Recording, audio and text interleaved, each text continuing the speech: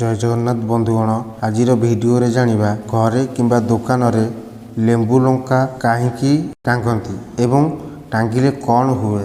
बंधुगण लेंबू लंका टांगिबार परंपरा एबे नुह प्राचीन समय रही आसी। लेंबू लंका आमे प्राय शुभ कार्य रे व्यवहार करिथाउ। दुकान किंबा घरे कौन पाई लेंबू लंका टंगा जाए एहार रहस्य कौन रही चलतु जानिबा। अधिकांश लोकंकु यही कथा जना न थाए। बंधुगण भिडियोटी को स्किप न करी शेष पर्यंत देखंतु जानिपारिबे। लेंबू लंका टांगिले घरे किंबा दुकान रे लोकंकर नजर लगी न थाए। लेंबू लंका घरे किंबा दुकान रे टांगिबा पई किछि शुभ बेला एवं भल समय निर्धारित होइथाए। सेही समय आपण घरे लेंबू लंका टांगिले आपणक घरु दरिद्रता दूर होइथाए। बंधुगण जदि आपण माने माँ लक्ष्मी को भक्ति करुथिबे भक्तिर सह जय माँ लक्ष्मी कमेंट बॉक्स रे लिखि दियंतु। बंधुगण माता लक्ष्मी एवं माता कुलक्ष्मी दुई भौणी होइतांती। आपण माने शयन करिबा समय रे माता लक्ष्मी एवं कुलक्ष्मी आपणक द्वारा को जाइथांती एवं माता कुलक्ष्मीकर लेंबू एवं लंका प्रिय होइथाए। माता कुलक्ष्मी घर द्वार रु लेंबू लंका ग्रहण करी चली जाती एवं माता लक्ष्मी आपणक घरे प्रवेश करिथांती। जदि आपण माने घरर द्वार रे लेंबू लंका टांगी नथिबे माता कुलक्ष्मी आपणक घरे प्रवेश करिवे एवं माता लक्ष्मी आपणक द्वार रु चलीजिवे। कुलक्ष्मी आपणक धन जन सब हरण करिथांती। आपण मानक घरे दरिद्रता देखा देइथाए।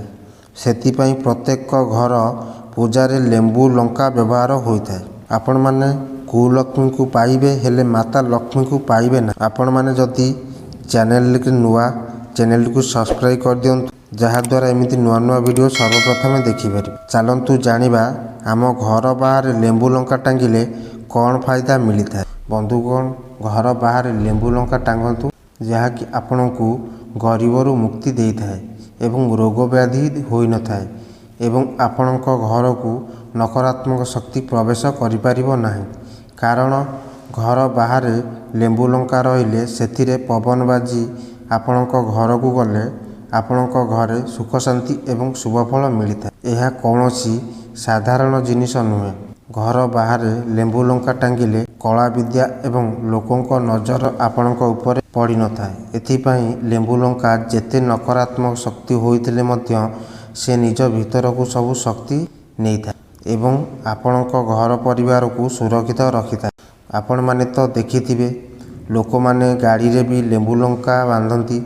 गाड़ी रे लेंबू लंका बांधिले लेंबू लंका लोकंक खराब दृष्टि एवं सबु विपदरू रक्षा करिथाए। आपण माने प्लास्टिक लेंबू लंका व्यवहार करंतु नाही नचेत आपणक किछि भी शुभ होई न थाए। बंधुगण मंगलवार दिन हनुमान महाराजंक कांधर सिंदूर टिके आणंतु किंबा 5टी लंका 2टी लेंबू एवं 7टी लंका भी नहीं पारिबे। सेथिरे हनुमान महाराजंकर सिंदूर लगाई हनुमानंक नाम को सुमरणा करी घर दुकान किंबा गाड़ी रे टांगी दियंतु जहाद्वारा आपणक घर दुकान एवं गाड़ी उपरे नकारात्मक शक्ति वंचित होइथाए एवं आपणको सुरक्षा प्रदान करिथाए।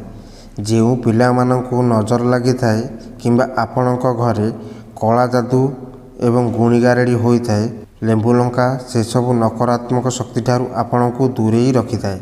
आपण माने घरे लेंबू लंका टांगिले पितृदोष वास्तुदोष एवं कली झगड़ारू वंचित होइथांती जहाद्वारा आपण माने निज घरे दुकान एवं गाड़ी रे लेंबू लंका टांगंतु एवं से माल को मासकु थरे बदलांतु जहाद्वारा आपणक घरे शुभ फल पाइपारिबे एवं आपणक आर्थिक समस्या हेउतिले से दूर हो जाइथाए।